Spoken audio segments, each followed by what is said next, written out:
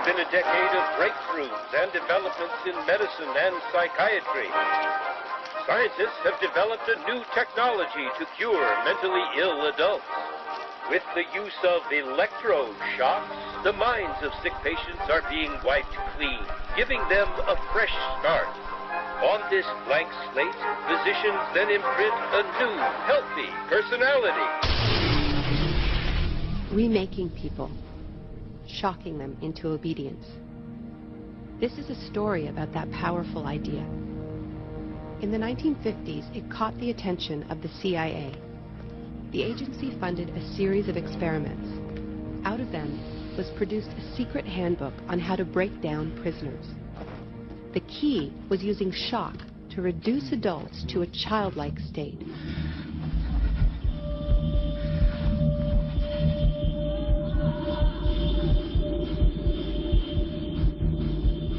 It's a fundamental hypothesis of this handbook that these techniques are in essence methods of inducing regression of the personality.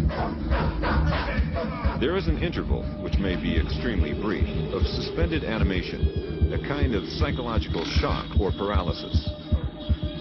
Experienced interrogators recognize this effect when it appears and know that at this moment the source is far more open to suggestion, far likelier to comply than he was just before he experienced the shock.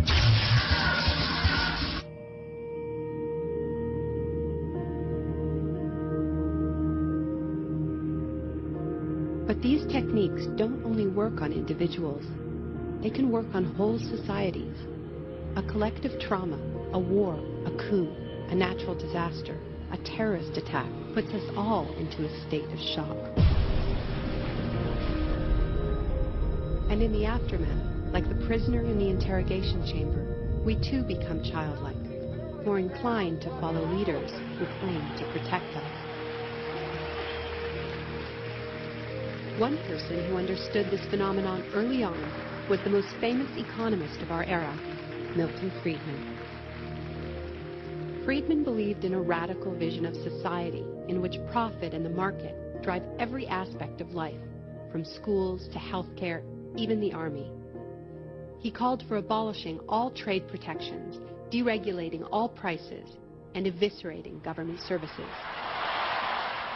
These ideas have always been tremendously unpopular, and understandably so.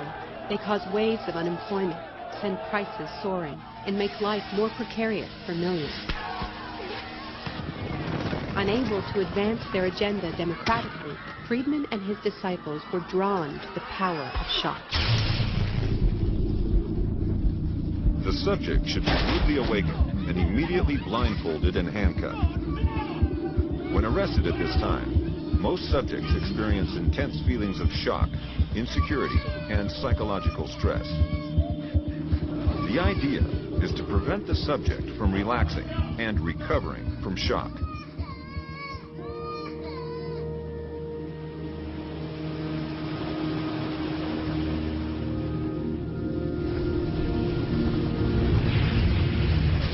Friedman understood that just as prisoners are softened up for interrogation by the shock of their capture, massive disasters could serve to soften us up for his radical free market crusade.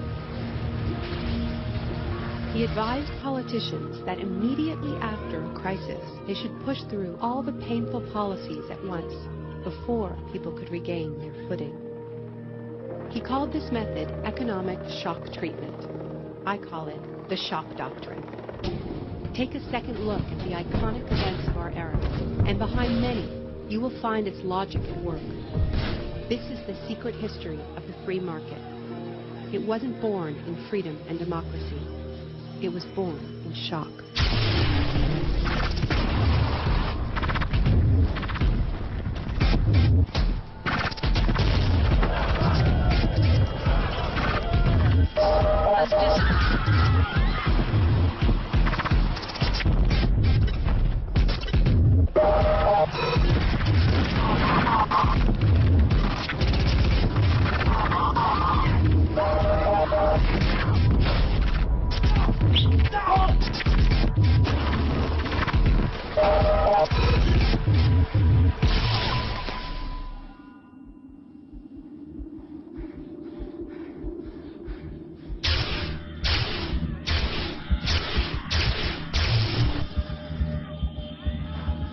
Isolation, both physical and psychological, must be maintained from the moment of apprehension. The capacity for resistance is diminished by disorientation. Prisoners should maintain silence at all times. They should never be allowed to speak to each other. There's one other thing I've learned from my study of states of shock. Shock wears off. It is by definition a temporary state. And the best way to stay oriented, to resist shock, is to know what is happening to you and why.